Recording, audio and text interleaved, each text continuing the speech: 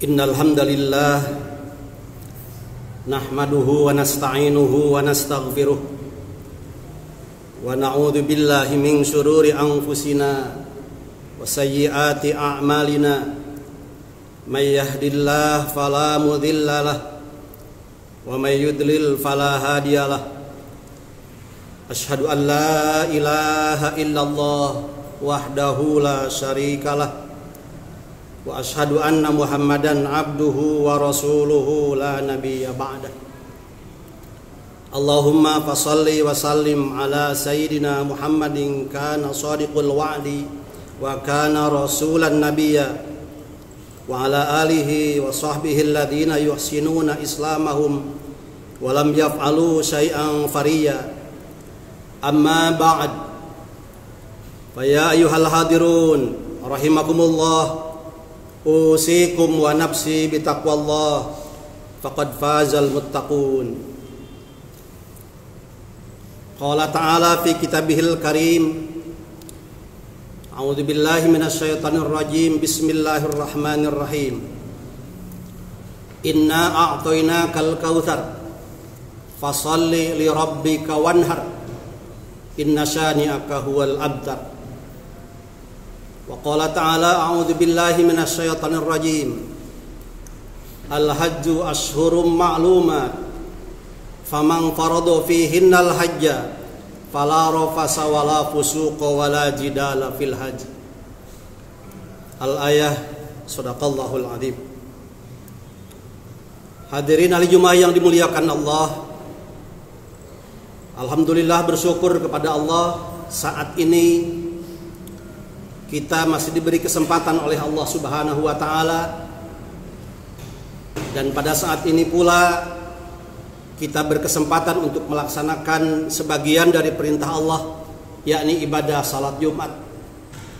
Khatib berwasiat kepada khatib sendiri dan semua ahli Jumat, mari kita sama-sama bertakwa kepada Allah dan meningkatkan ketakwaan kita kepadanya dengan takwa yang sebenar-benar takwa, yakni melaksanakan perintah Allah dan menjauhi segala apa yang dilarangnya.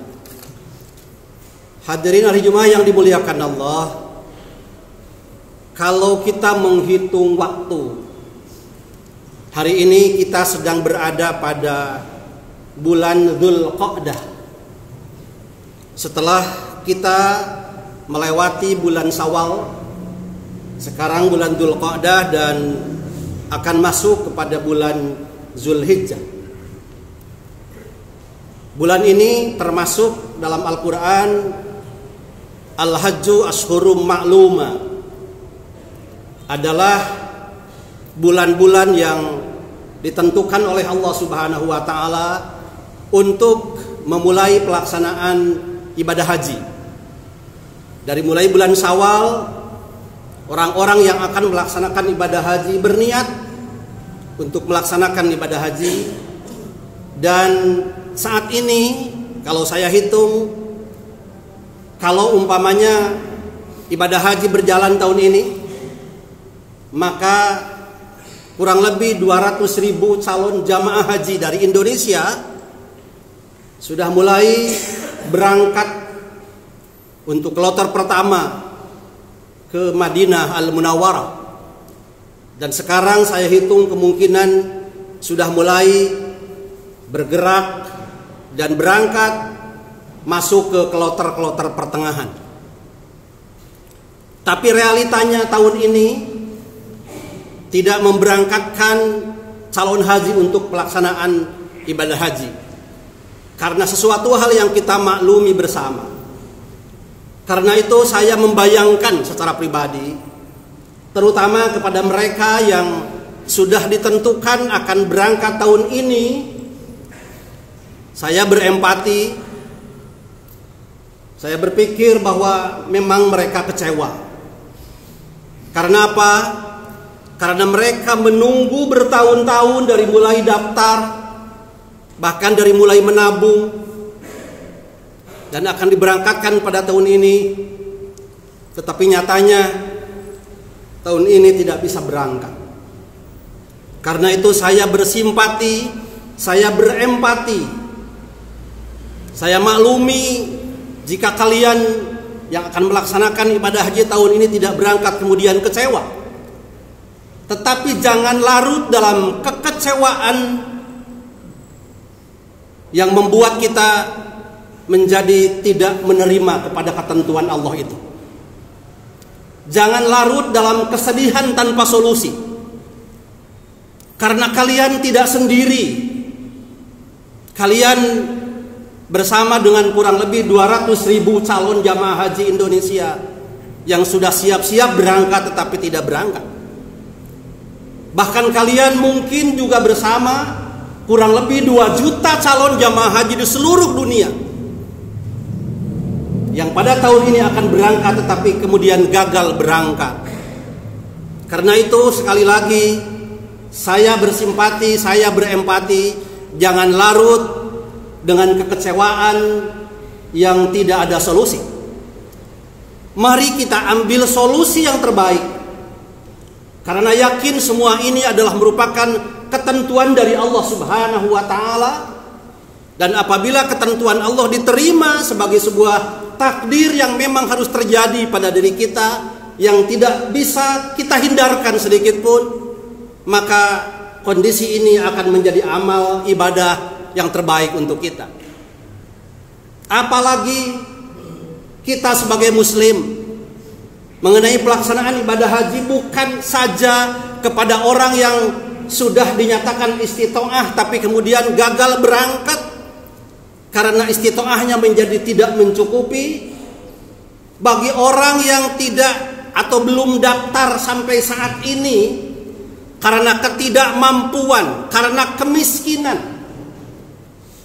sehingga daftarnya pun belum, yang dalam pikirannya mungkin selama hidupnya tidak akan bisa melaksanakan ibadah haji, harus diketahui bahwa sholat Jumat adalah hijjul fuqara wal masakin. Sholat Jumat adalah hajinya bagi orang fakir dan miskin. Jadi ketika orang-orang fakir dan miskin melaksanakan salat Jumat dengan salat Jumat yang baik dan benar, semata-mata melaksanakan perintah Allah, berarti kalian semua sedang melaksanakan ibadah haji. Allah selalu memberi kesempatan untuk mengganti setiap ibadah di mana kita menginginkan ibadah itu tapi tidak mampu. Maka Allah selalu memberi kesempatan untuk mengganti ibadah itu dengan ibadah yang kita mampu melaksanakannya dan sesuai dengan keadaan yang kita alami dalam kehidupan ini. Oleh karena itu, mari kita ambil solusi. Masih banyak ibadah yang akan mengganti posisi untuk melaksanakan ibadah haji. Di antaranya kita nanti akan melaksanakan sholat Idul Adha. Sebelum sholat Idul Adha ada saum sunat Arafah, yakni saum sunat pada tanggal 9 Zulhijjah. Jangankan orang yang akan melaksanakan ibadah haji tidak jadi, kita semua yang tidak berkesempatan untuk melaksanakan ibadah haji, niatkan dari sekarang bahwa nanti tanggal 9 Zulhijjah pada hari Arafah kita akan melaksanakan saum Arafah. Kenapa? Karena saum Arafah begitu banyak hikmahnya. Salah satunya dalam hadis Rasulullah dikatakan, "Shaumu yaumi Arafata yukaffiru sanataini madiyatan wa mustaqbilatan." Bahwa saum pada hari Arafah akan memupuskan, akan menghapuskan dosa-dosa kita setahun yang lalu dan 1 tahun yang akan datang. Kita menyadari betul bahwa kita ini banyak dosa, baik yang sudah terlewat ataupun walaupun kita tidak niatkan, hari-hari yang akan datang kita selalu terjerumus dalam perbuatan dosa. Saum pada tanggal 9 pada hari Arafah yukaffiru sanataini madiyatan wa mustaqbilatan, akan menghapuskan dosa-dosa kita setahun yang lalu dan setahun yang akan datang. Niatkan sejak sekarang bahwa tanggal 9 Zulhijjah kita akan melaksanakan saum Arafah. Yang kedua, tanggal 10 Zulhijjah kita akan bersama-sama melaksanakan sholat Idul Adha.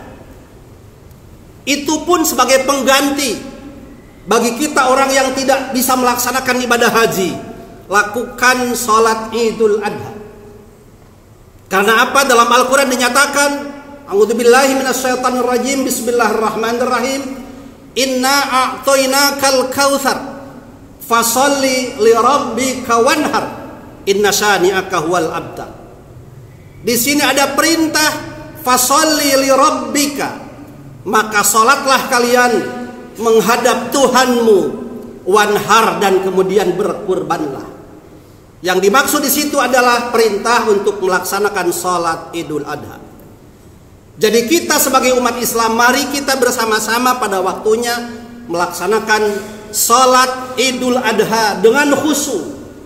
Bukan hanya sekedar salat, tetapi juga memahami bagaimana latar belakang perintah pada saat sholat Idul Adha itu. Perintah sholat Idul Adha itu yang berkaitan dengan perintah kurban. Sehingga dengan melaksanakan sholat Idul Adha, kita berusaha untuk meniru, untuk mencontoh kehidupan Nabi Ibrahim alaihi salatu wassalam. Mudah-mudahan kita semua berkesempatan untuk dapat melaksanakan sholat Idul Adha dengan baik, dengan khusyuk, dengan benar. Setelah melaksanakan sholat Idul Adha, kita diperintahkan oleh Allah untuk berkurban. Perintah kurban ini juga disyaratkan kemampuan. Artinya orang yang tidak melaksanakan kurban karena ketidakmampuan tidak menjadi masalah. Tetapi apabila orang berkemampuan untuk melaksanakan ibadah kurban dan ia tidak kurban, sebagaimana hadis Rasulullah sallallahu alaihi wasallam mengatakan bahwa man wajada sa'atan li ayyudhhiya falam yudhhi fala yaqrubanna musallana. Barang siapa yang memiliki keleluasaan, yang memiliki kemampuan untuk melaksanakan kurban, walam yudhhi, tetapi ia tidak berkurban, fala yaqrubanna musallana, kata Rasulullah, kalian jangan mendekati tempat salat kami. Ini adalah sebuah ancaman bagi orang yang mampu berkurban tetapi tidak berkurban. Sehingga kata Rasulullah, jangan mendekati tempat salat kami. Apalagi orang yang akan melaksanakan ibadah haji tetapi tidak jadi berangkat pada tahun ini. Berarti kalian semua sedang berada di tanah air, tidak sedang melaksanakan ibadah haji. Insya Allah mereka akan berniat dan harus berniat dari sekarang akan melaksanakan kurban. Logikanya sekarang, hitung-hitungannya, kalau kurang lebih 200.000 calon jamaah haji tidak berangkat pada tahun ini dan mereka semua berkurban, maka kurban tahun ini akan lebih besar jumlahnya dibanding dengan tahun-tahun yang lalu. Walaupun bersamaan dengan ini, banyak orang yang kemampuan ekonominya kemudian jatuh karena COVID-19. Tetapi bagi orang yang berniat benar-benar untuk melaksanakan kurban, semua itu justru harus menjadi kesempatan. Ketika banyak orang yang ekonominya jatuh karena COVID-19, maka pada saat inilah yang terbaik untuk melaksanakan ibadah kurban, yang terbaik untuk melaksanakan infak dan sedekah. Mungkin ada orang yang berkata, ibadah haji saya tidak mampu, kurban saya tidak mampu. Kalau sholat Idul Adha, saya tidak tahu apakah masih ada orang yang mengatakan saya tidak mampu. Tetapi ketika tidak mampu melakukan hal itu, saya harus ibadah apa jika ingin menyamai orang-orang yang melaksanakan ibadah haji? Masih banyak cara bagi orang-orang yang miskin, bagi orang-orang yang fakir untuk melaksanakan ibadah haji. Salah satunya saya sering mengatakan dalam berbagai khutbah saya, dalam berbagai ceramah saya, bukti bahwa orang miskin ikut berbahagia ketika melaksanakan ibadah kurban dengan ikut menikmati daging kurban. Itu adalah merupakan ibadah. Nikmati itu daging kurban. Karena apa? Karena Allah Subhanahu wa taala sedang menghidangkan hidangan yang lezat, hidangan yang penuh berkah kepada kalian semua wahai umat manusia, kepada kalian semua wahai umat Islam. Hidangan dari Allah melalui tangan orang-orang yang mampu. Nikmati itu. Saking harus dinikmatinya, sampai-sampai Allah Subhanahu wa taala melarang untuk melaksanakan ibadah saum. Coba bayangkan, saum pada tanggal 10 Dzulhijjah haram hukumnya. Saum pada tanggal 11 Dzulhijjah haram hukumnya. Saum pada tanggal 12 Dzulhijjah haram hukumnya. Saum pada tanggal 13 Dzulhijjah haram hukumnya. Kalau haram saum berarti kita harus makan. Kalau harus makan berarti harus ada sesuatu yang dimakan, yang bisa dimakan. Maka Allah menyediakan makanan itu. Dan kalau ingin ada sesuatu yang dimakan, maka harus ada orang yang berkurban. Siapa orang yang harus berkurban? Orang yang memiliki kemampuan, atau orang yang menginginkan untuk berkurban, ingin mengharapkan untuk berkurban, atau siapapun, bahkan orang miskin. Saya pernah melihat dalam sebuah postingan seorang ibu yang pekerjaan sehari-harinya hanya sebagai pemulung. Ia menabung terus khusus untuk berkurban. Setiap hari raya Idul Adha dia selalu berkurban. Bahkan tahun ini seorang ibu pemulung, bayangkan, pemulung. Insya Allah dia bukan orang kaya, insya Allah dia bukan orang mampu, tapi ia mampu menyisihkannya dalam 1 tahun, sehingga sekarang sudah menyerahkan uang 10 juta ke DKM untuk berkurban seekor sapi. Seorang pemulung karena punya niat untuk berkurban, dia bisa melaksanakan ibadah kurban. Jadi saya pikir kalau kita benar-benar berniat untuk berkurban, insya Allah Allah akan memberi jalan, Allah akan memberi berkah kepada harta kita. Dan kepada siapa saja yang benar-benar memang tidak bisa berkurban, nikmati itu hidangan dari Allah Subhanahu wa taala, sambil terus bersyukur kepada Allah, sambil terus berzikir kepada Allah Subhanahu wa taala. Karena zikir adalah tanda bahwa kita hidup, zikir adalah tanda bahwa kita bernyawa, zikir adalah tanda bahwa kita dibedakan dari orang-orang yang mati. Dalam sebuah hadis an Abi Musa radhiyallahu an qala an-nabiy sallallahu alaihi wasallam masalul ladzi yadhkuru rabbahu wal ladzi la yadhkuru mathalul hayy wal mayyit.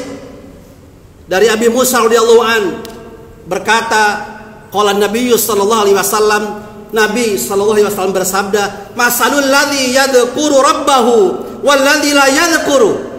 Perumpamaan orang-orang yang berzikir mengingat Allah dan orang-orang yang tidak berzikir mengingat Allah. Masalul hayy wal mayyit, perumpamaannya ibarat orang yang hidup dan orang yang mati. Orang yang berzikir mengingat Allah adalah orang hidup. Orang yang tidak berzikir mengingat Allah adalah orang mati. Berarti orang yang tidak berzikir kepada Allah, ia sepertinya tidak punya nyawa dan dianggap mati. Karena apa? Hatinya mati, pikirannya mati, dan tidak mengembalikan hidup ini kepada Allah Subhanahu wa taala. Masih banyak kesempatan untuk beribadah bagi siapapun, karena semua manusia berkesempatan untuk masuk surga. Surga tidak didominasi oleh orang-orang yang melaksanakan ibadah haji. Surga tidak didominasi oleh orang-orang tertentu yang banyak berinfak, bersedekah. Surga tidak didominasi oleh orang-orang yang berkemampuan dengan amal-amal yang hebat dan berat. Surga bisa pula dimasuki oleh orang-orang kecil, orang-orang sederhana, orang-orang miskin, orang-orang yang tidak punya kemampuan apa-apa. Seandainya dia berzikir kepada Allah, seandainya dia mengingat Allah Subhanahu wa Ta'ala. Karena itu, kondisi yang sekarang sedang terjadi, yang bukan hanya dialami oleh orang-orang yang melaksanakan ibadah haji dan tidak melaksanakan ibadah haji karena sesuatu hal, maka kita seyogianya menjadi hamba-hamba Allah yang terus berzikir kepada Allah, dekat kepada Allah, mengingat Allah dan mensyukuri segala nikmat yang Allah berikan kepada kita. Karena sesungguhnya wa in ta'uddu ni'matallahi la tuhsuha, di balik kemiskinan, di balik kekurangan, jika seandainya kita menghitung nikmat yang diberikan oleh Allah kepada kita, la tuhsuha, kita tidak mungkin bisa menghitungnya. Barakallahu li wa lakum bima fihi minal ayati wa dzikril hakim wa taqabbala minni wa minkum tilawatahu innahu was-sami'ul alim.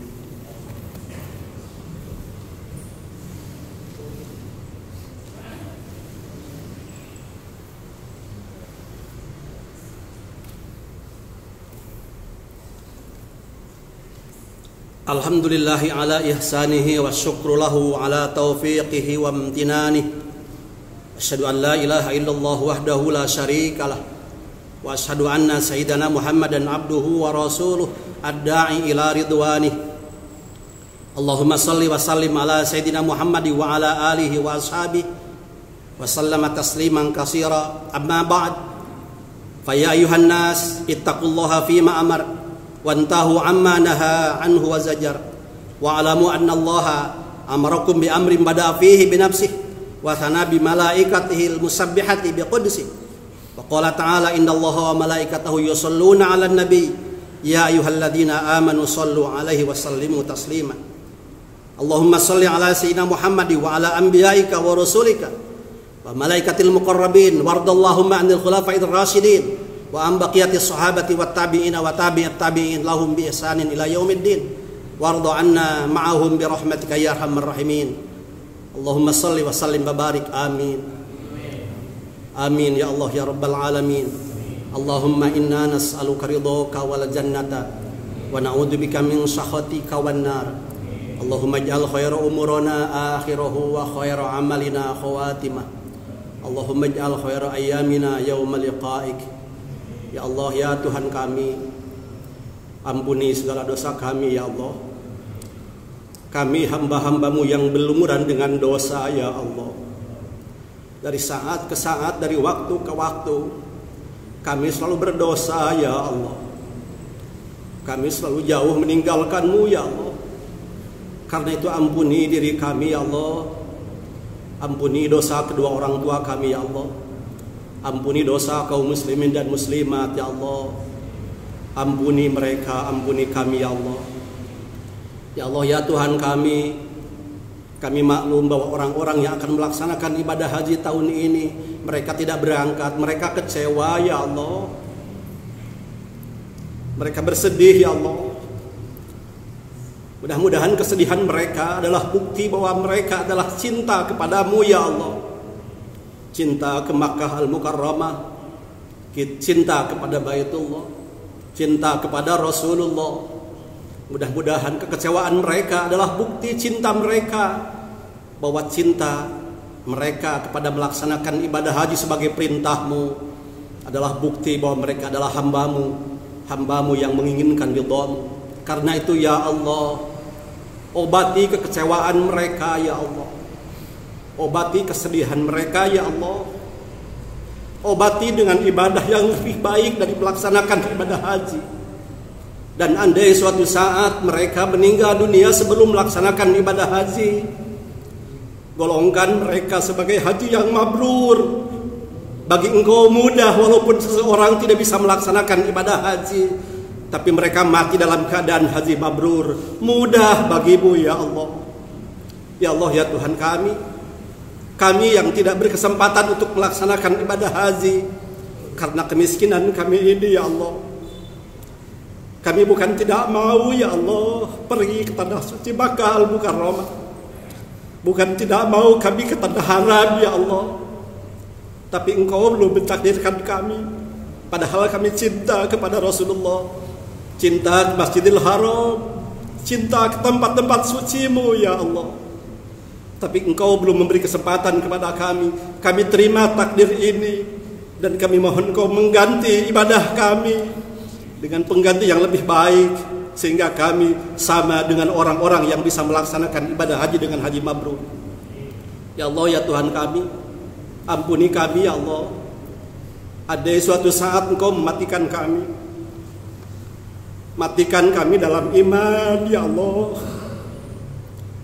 Matikan kami dalam Islam ya Allah.